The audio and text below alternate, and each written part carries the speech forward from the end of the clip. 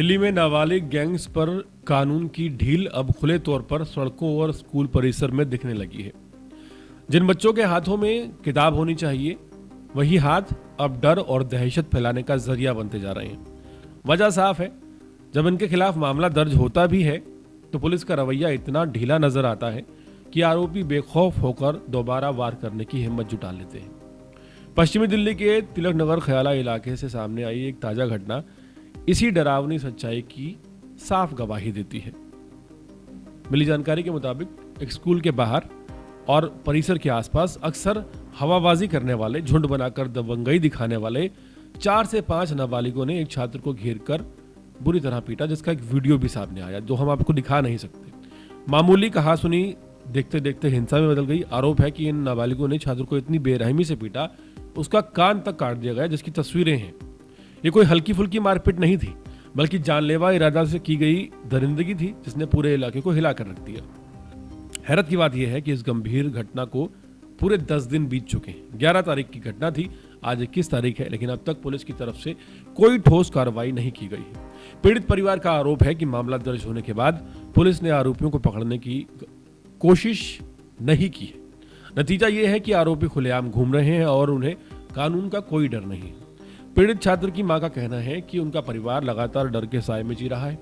उन्हें आशंका है कि कहीं दोबारा उन नाबालिगों द्वारा हमला न कर लिया जाए। मां का दर्द साफ झलकता है जब वो कहती है कि अगर बच्चे के साथ इतनी बड़ी वारदात के बाद भी पुलिस प्रशासन सिर्फ आश्वासन देकर चुप बैठी है, तो आम आदमी न्याय की उम्मीद आखिर किससे करेगा और कैसे करेगा।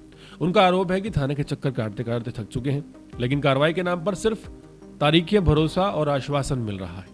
यह मामला केवल एक परिवार की पीड़ा नहीं है, बल्कि राजधानी दिल्ली में बढ़ती उस प्रवृत्ति की ओर इशारा करता है जहां नाबालिग अपराधियों को कानून का कोई डर नहीं रह गया।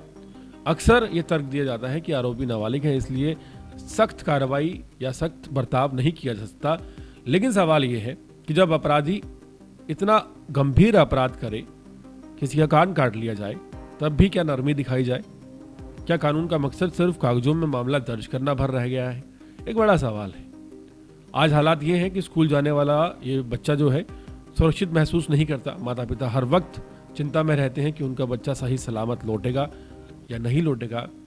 पूरे मामले पर पुलिस की सुस्ती और ढीला रवैया ऐसे नाबालिग गैंग्स के हौसले और बढ़ाता है। अगर समय रहते सख्त कार्रवाई और स्पष्ट कार्रवाई ना की गई तो यह साफ संदेश जाएगा कि कानून सिर्फ कमजोरों के लिए है, जबकि अपराधी बेखौफ घूम रहे हैं। सोचने वाली बात यह भी है कि जब इतनी गंभीर चोटों के बाद भी एक्शन नहीं होता, कार्रवाई नहीं होती, तो न्याय की उम्मीद कैसे की जा सकती है? ये वक्त सिर्फ आश्वासन देने का नहीं, बल्कि जमीन पर सख्ती दिखाने का है, वरना तिलक ख्याला की ये घटना एक मिसाल बनकर रह जाएगी। ऐसी मिसाल जो बताएगी कि दिल्ली में नाबालिग अपराधियों के आगे कानून कितना ज्यादा बेबस नजर आता है। एटलीस्ट जो पुलिस कर सकती है, उन नाबालिगों को पकड़कर जुवेनाइल जस्टिस सिस्टम के सामने पेश किया जा सकता है, वो करना चाहिए, जिससे कहीं ना कहीं इसमें रोकथाम लगती है।